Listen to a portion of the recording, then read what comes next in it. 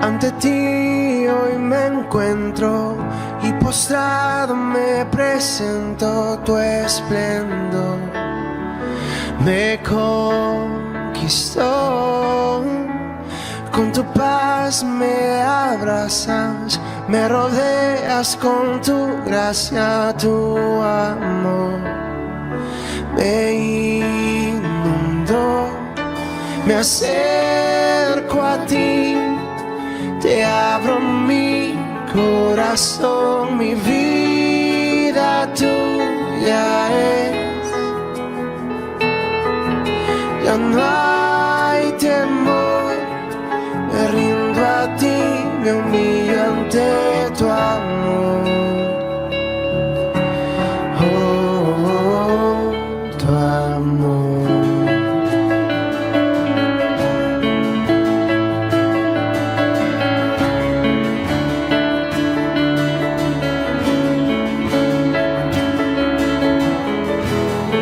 Si me pierdo, tú me encuentras y levantas mi cabeza. Puedo ver tu majestad.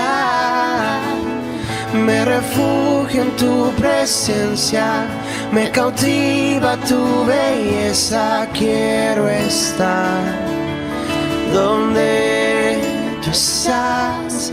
Me acerco a ti, te abro mi corazón, mi vida tuya es. Ya no hay temor, me rindo a ti, me humillo ante tu amor. Oh, tu amor.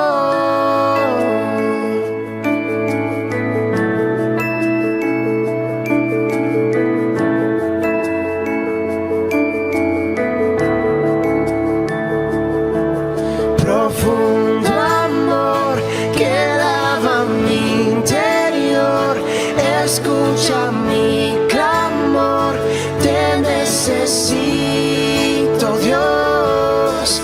Cantaré, mi voz levantaré, Jesús te buscaré, tu rostro quiero ver. Profundo amor que lava mi interior, escucha mi clamor, te necesito, Dios. Cantaré, mi voz levantaré, Jesús te buscaré, tu rostro quiero ver. Me acerco a ti, te abro mi corazón, mi vida tuya es. Ya no hay temor, me rindo a ti, me humillo ante tu amor. Oh, tu amor. Dios les bendiga, amados hermanos, en el nombre de nuestro Rey Jesús.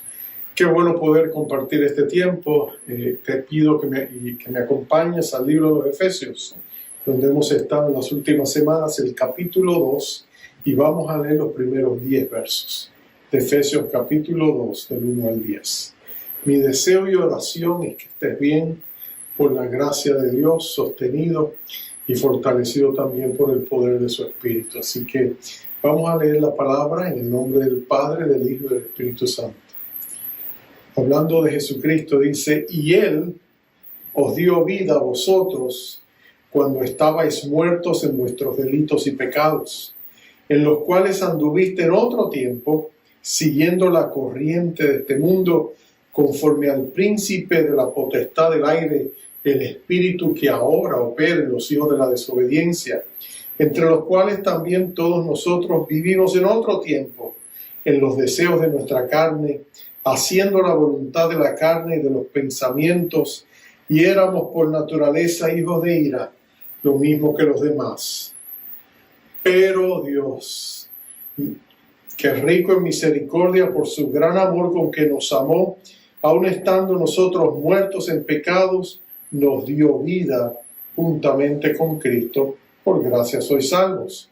Y juntamente con Él nos resucitó y asimismo nos hizo sentar en los lugares celestiales con Cristo Jesús, para mostrar en los siglos venideros las abundantes riquezas de la gracia, de su gracia en su bondad para con nosotros en Cristo Jesús. Porque por gracia sois salvos por medio de la fe, y esto no de vosotros, pues es don de Dios, no por obras para que nadie se gloríe, porque somos hechura suya, creados en Cristo Jesús, para buenas obras, las cuales Dios preparó de antemano para que anduviésemos en ellas. Dios bendiga su palabra. Vamos a orar. Padre de misericordia y gracia, nos acercamos a tu bendito trono en el nombre poderoso de Jesús, nuestro Señor y Rey. Te pedimos que nos hables a través de tu palabra. Nunca vuelve a ti vacía. Así que preparamos nuestros corazones para recibirla. Háblanos a través de ella, edifícanos espiritualmente, fortalece nuestra esperanza, invigoriza nuestros bríos, danos esperanza y danos optimismo para enfrentar la vida, porque si tú estás con nosotros, ¿quién contra nosotros? Todo lo podemos en Cristo que nos fortalece. A Él sea la gloria por los siglos de los siglos. Amén, amén y amén. Hace muchos años atrás, un gran pintor quería pintar un cuadro basado en la vida del hijo pródigo, y estaba buscando entre los desamparados de su ciudad a un candidato ideal. Y mientras lo buscaba, encontró a un joven que estaba tirado en una calle con su ropa desaliñada, maloliente, estaba descuidado, tenía una barba hirsuta, se veía que había pasado malos tiempos. Así que el pintor se acercó y le dijo: joven, te necesito, te voy a pagar si mañana te presentas a mi estudio de pintura, voy a pintarte, así que por favor prometo pagarte. Y le dio una tarjetita donde estaba escrito la dirección donde él estaba.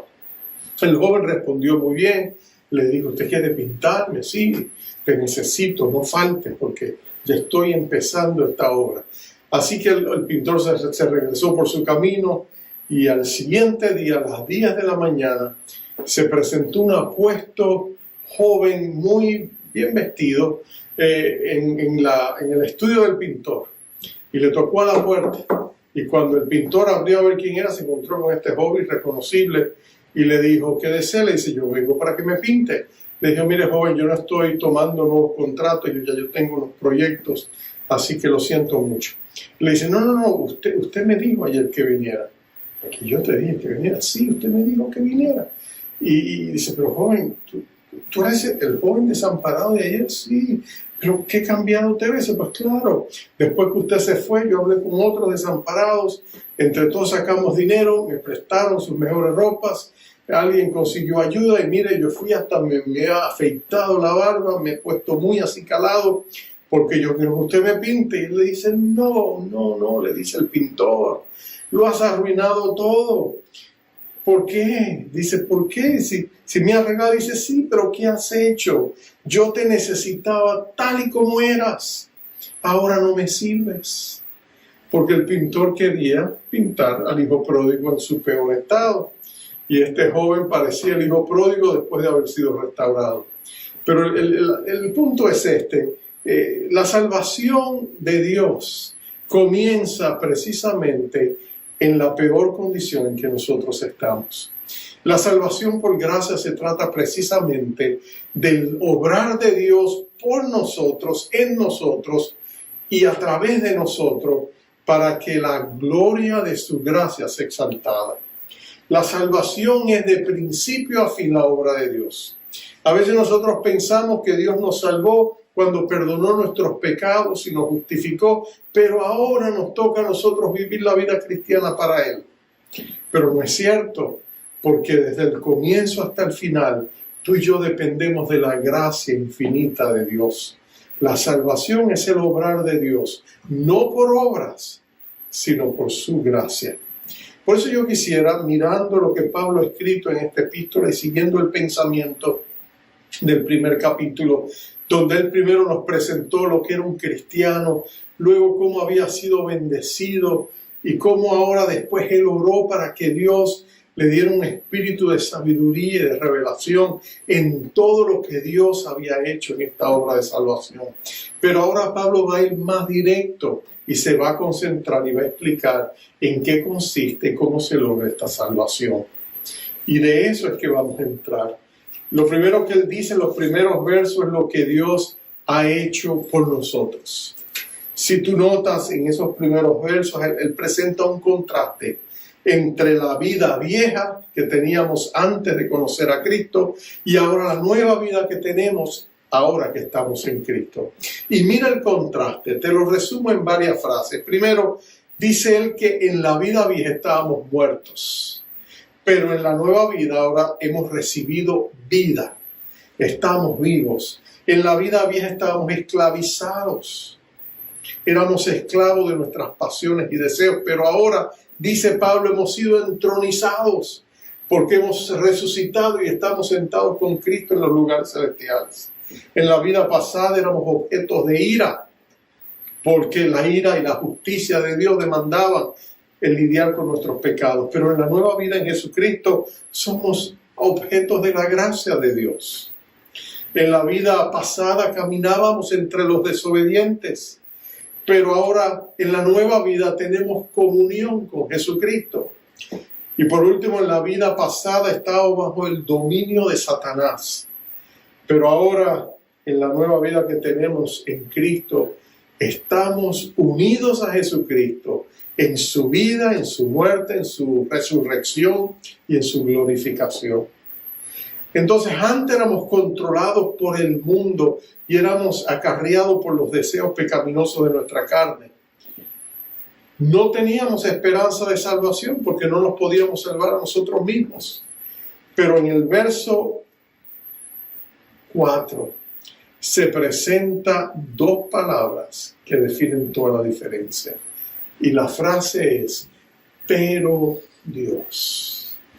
Pero Dios. Eso sí, yo lo podríamos decir en cualquier momento de nuestra vida. Podemos estar en la peor situación, pero Dios. En otras palabras, Dios es aquel que cambia todo. Me gusta cómo la versión amplificada traduce el verso 4 y el verso 5.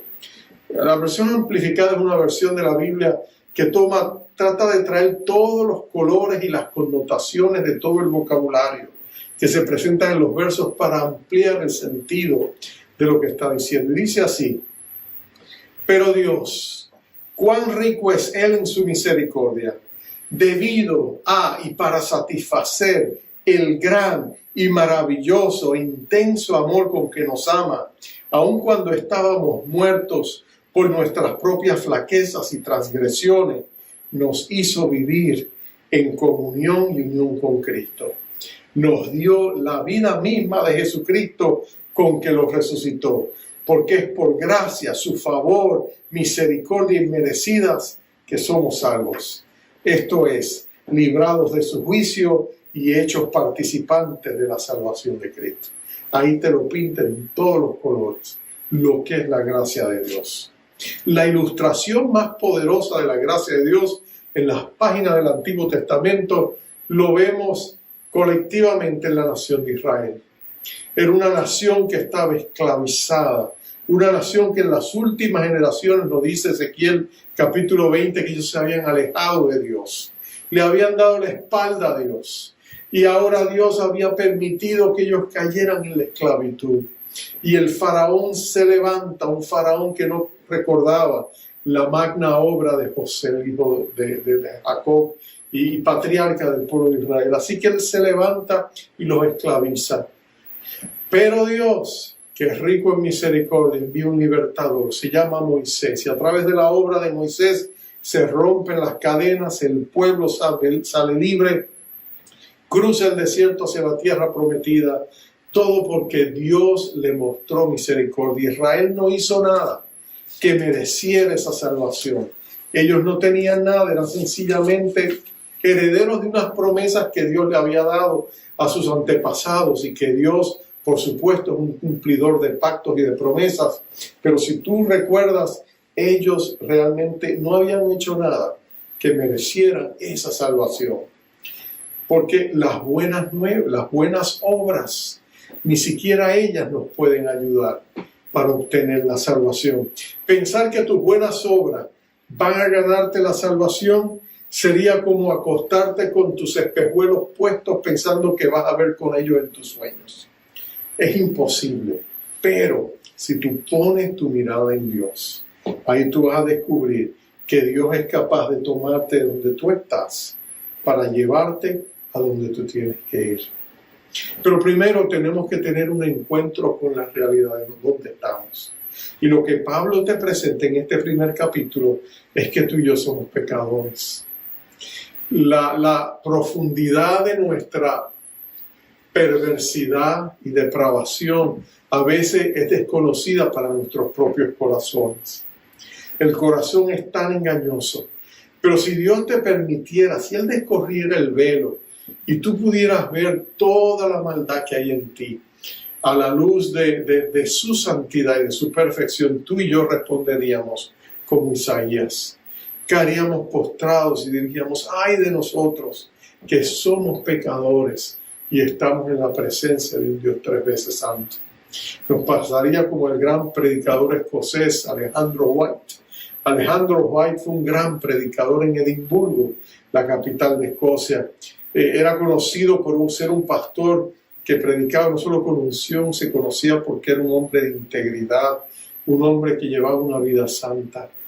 Pero en una ocasión él tuvo un encuentro poderoso con Dios, y al otro día le tocaba predicar, y se paró frente al púlpito y dijo estas palabras.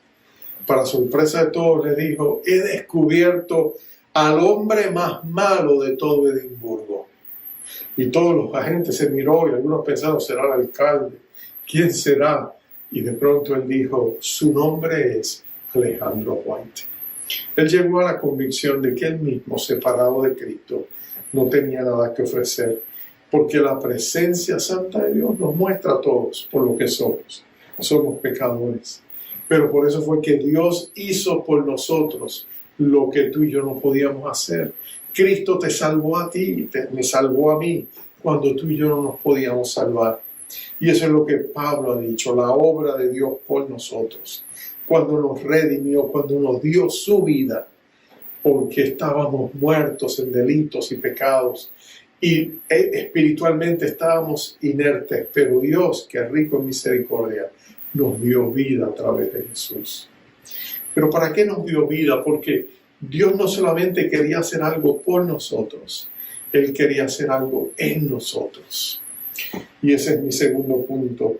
Nota que el verso 8 dice, el verso 10 dice: porque somos hechura suya, creados en Cristo Jesús.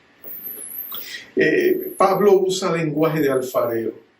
Él está diciendo: Dios es un gran artesano, un gran artista que toma tu vida donde está, cuando estabas en lo peor de lo peor, y Dios te saca del lodo cenagoso donde tú y yo estábamos, y empieza a obrar en nuestras vidas, y empieza a santificarnos, empieza a transformarnos. Después que nos hemos convertido, es que Dios empieza a obrar en nosotros su querer y su hacer por su buena voluntad, porque Él desea que tú y yo le conozcamos y que tú y yo caminemos con Él. Pero por supuesto esa obra es una obra extraordinaria.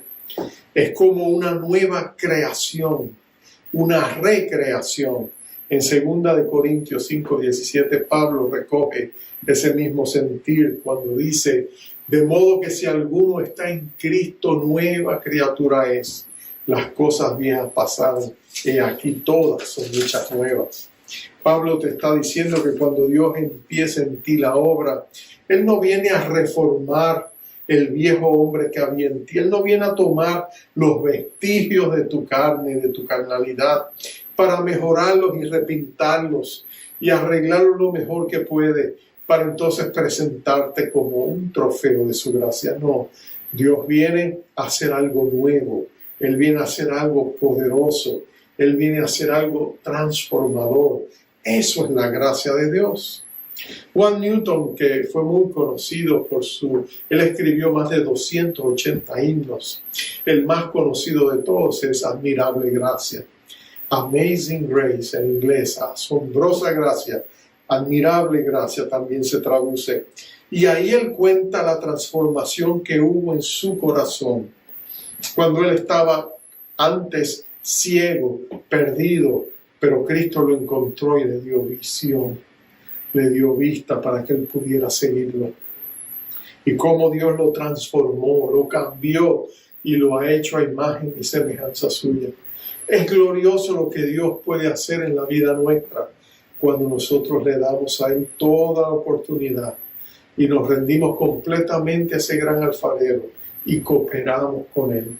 Y Él pone las manos y saca todas nuestras imperfecciones y sigue moviendo el barro de nuestras vidas y sigue lavando y limpiando hasta que desde lo más profundo de nuestro ser Él hace esa obra que se va saliendo hacia afuera y el mundo llega a darse cuenta la obra profunda que Dios ha hecho en nosotros. Eso fue lo que Dios hizo con Juan Wesley.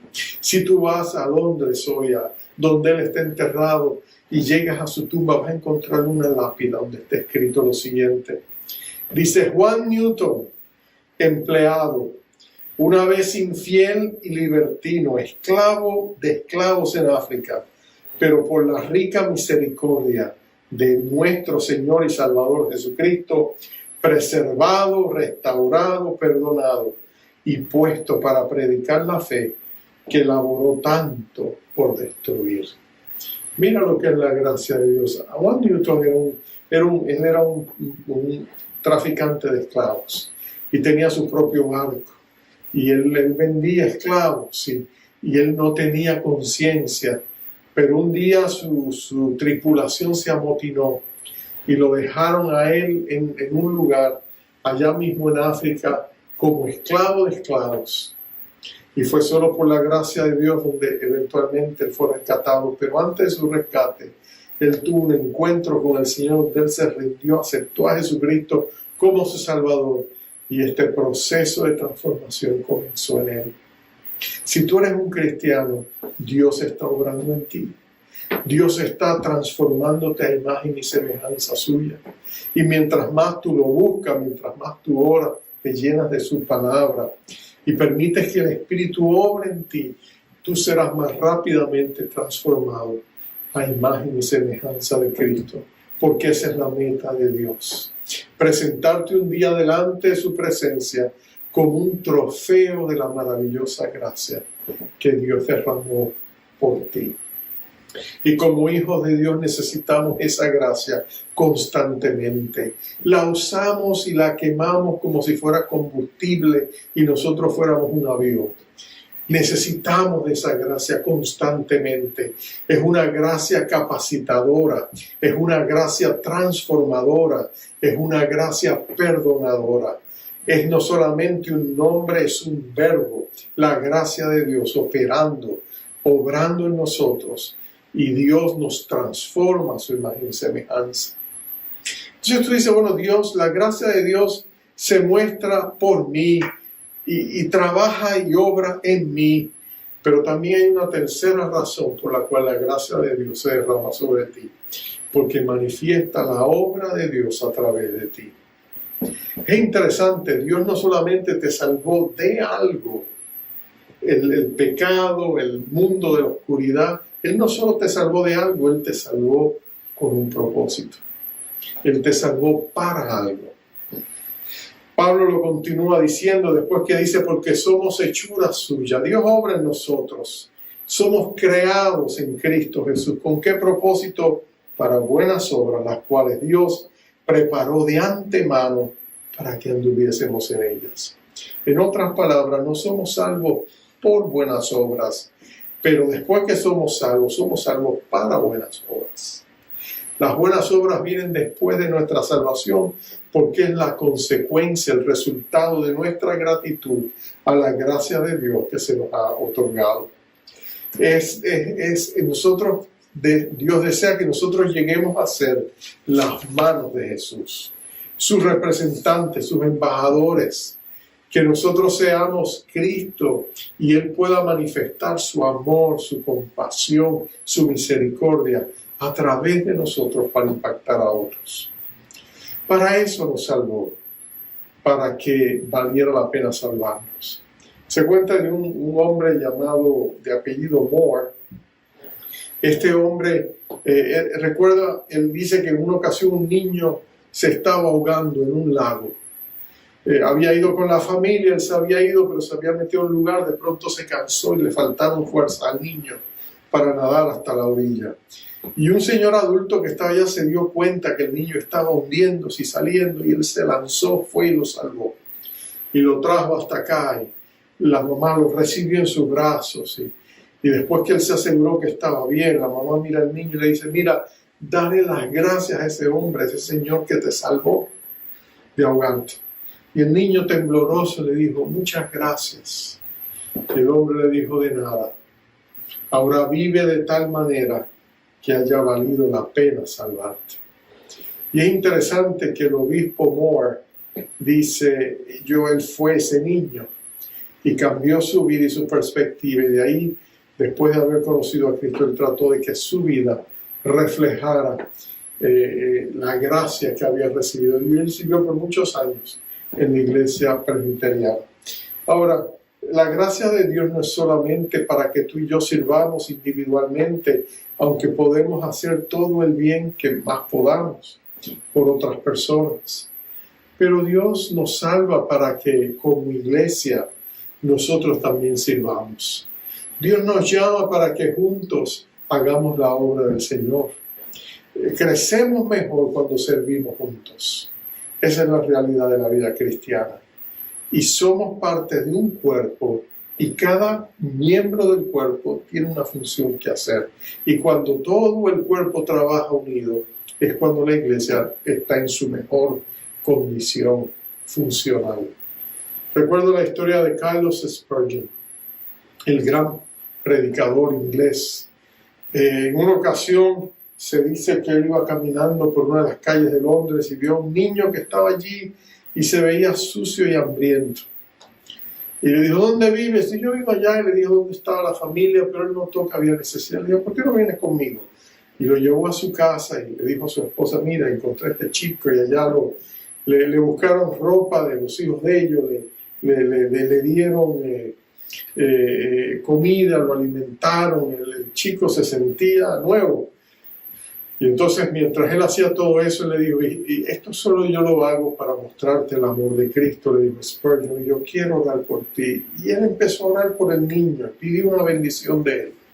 Pero cuando él comenzó a orar por el niño, le dijo: Padre nuestro que estás en los cielos. Y después siguió orando. Y después el niño le preguntó, oiga, al terminar la oración, le dijo: Señor pastor, usted dijo Padre nuestro, ¿quiere eso decir que somos hermanos? Y le dijo: sí, somos hermanos. Y ¿sabes qué? Tienes ropa, pero quiero darte zapatos, pero no tengo zapatos de tu talla. Así que mira, hay una tienda, y le explicó dónde estaba. Le dijo: allí hay una tienda de un hermano de la iglesia, y él vende zapatos, él es zapatero y tiene zapatos. Así que vete y dile que yo te mandé. Yo soy Carlos Spurgeon, dile que yo te mandé y que te dé zapatos y que me lo ponga a mi cuenta, que yo voy más tarde para saldar la cuenta. El chico le dijo que sí, se fue, no le volvió a ver inmediatamente. Pero un tiempo después, Spurgeon fue allá y fue a la tienda donde había estado el zapatero. Y el zapatero le saludó y le dijo: pastor, qué bueno verlo, ¿sabe? Pasó algo raro hace un rato. Y dice: ¿qué pasó? Un chico aquí vino, me pidió zapatos. Me dijo que era su hermano y que usted le había dicho que vino a buscar zapatos. Y Spurgeon sonrió y le dijo: es cierto. Él es mi hermano, pero es también tu hermano. Así que si quiere compartir el costo de los zapatos, pues nos vamos mitad y mitad, digo. Pero el punto es este: es cierto, somos parte del cuerpo de Cristo, servimos juntos. Y lo que Él está diciendo es que Dios ha preparado buenas obras para que tú las hagas. Hay obras que solo tú puedes hacer. Hay vidas que Dios quiere que tú impactes en tu círculo de influencia, como los griegos lo llamaban, en tu oikos, en tu casa. Hay círculos de influencia entre tus vecinos, tus amigos, tus compañeros de trabajo. Tú eres la persona que Dios ha puesto allí para que irradies luz en medio de las tinieblas de ellos, para que compartas la misericordia de Dios con ellos, para que los bendigas, porque Dios desea tocar sus vidas y bendecirlos también. ¿De qué maneras prácticas tú puedes dejar que Dios trabaje a través de ti? Bueno, comienza a orar. Dile: Señor, ayúdame. Quiero ser una bendición a los demás. Segundo, Señor, ayúdame a vencer el temor, que es uno de los grandes enemigos del servicio. Segundo, Señor, pídele al Señor que te dé la palabra para compartir con otros del amor de Cristo, de lo que Dios ha hecho en tu vida y lo que puede hacer en las vidas de ellos. Háblale de Dios y finalmente bendícelos. Comienza a bendecir. Tú tienes autoridad y dominio dado por el cielo para bendecir a los demás. Si vas camino al trabajo, aunque sea silenciosamente en tu mente, bendice a aquellos que están alrededor de ti. Dile: Señor, los bendigo en el nombre del Señor Jesucristo. Que Dios traiga a ellos bendiciones, salvación si la necesitan, provisión si están necesitados. Bendice cuando vas caminando, ve los edificios, bendice a la gente que vive allí. Bendice a la gente en el bus o en el tren. Bendice a la gente que está cerca de ti, tus compañeros de trabajo. No tienes que hacerlo de manera que ellos se den cuenta, pero sé una fuente inagotable de bendición, porque entonces Dios va a obrar a través de ti. Hemos visto, según Pablo en estos primeros 10 versos, lo que es la salvación. Todo lo que Dios ha hecho por nosotros, todo lo que Dios ha hecho en nosotros y todo lo que Dios quiere hacer a través de nosotros. Estás tú viviendo esa rica salvación que Dios te ha dado. Estás tú reconociendo todo lo que el Señor ha hecho por ti. Tú estabas muerto, pero ahora tienes vida. Estabas perdido, pero ahora Dios te ha encontrado. Estabas corriendo con los desobedientes, mas ahora tienes comunión con Jesucristo. También lo que Dios está haciendo en ti a través de su Espíritu, cambiándote y transformándote y haciéndote como Él. Y finalmente te das tu cuenta de que eres un instrumento del cielo, escogido y amado para que a través de ti Dios derrame su amor a otros que lo necesitan. Hermano, todos esos pensamientos son sublimes y maravillosos y deberíamos cultivarlos, pensarlos y meditarlos para que la gracia de Dios que tú has recibido se desborde de ti y bendiga a los demás. Vamos a orar. Padre precioso y glorioso, oh Señor, qué maravillosa es tu gracia. Pensar que un día estaremos en el cielo asombrados de todas las maravillas que has preparado para los que te aman y asombrados no solamente de lo que vemos, asombrados de vernos nosotros allí, porque no lo merecíamos, pero en tu gracia tú fuiste misericordioso con nosotros. Señor, míranos ahora en nuestro caminar. Caminamos caminos peligrosos, caminamos sendas llenas de tentaciones, caminamos por caminos, Señor, que a veces el enemigo busca cómo derribarnos, quitarnos la fe. Él busca, Señor, hacernos creer mentiras acerca de ti, pero no lo permitas. Permite que nuestro paso esté firme, que nuestra voluntad sea férrea, que nosotros nos agarremos de Cristo como la hierba se agarra a la roca y que nosotros podamos declarar, dándole voz a nuestra fe, de que Jesucristo es nuestro Salvador y Él nos ama, que estamos unidos a Él y que nada ni nadie nos puede separar de su amor. Que nosotros podamos caminar no por buenas obras, sino en gran dependencia de tu Espíritu. Que cada día nosotros podamos decir: oh Señor, Todo lo puedo en Cristo que me fortalece. Y que tu gracia abundante cada día nos recoja, nos llene, Señor, hasta rebasarse de nosotros y de esa manera ser de bendición a otros. Te lo pedimos para tu gloria, te lo pedimos en tu poder, te lo pedimos, Señor, por tu gracia, en Cristo Jesús. Amén.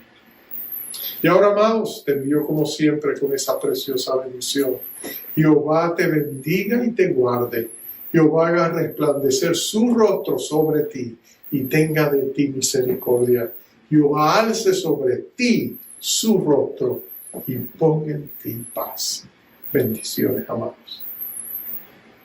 Con todo mi corazón, con toda mi alma, te amaré, pues tu sangre me limpió, tu gracia me alcanzó. Solo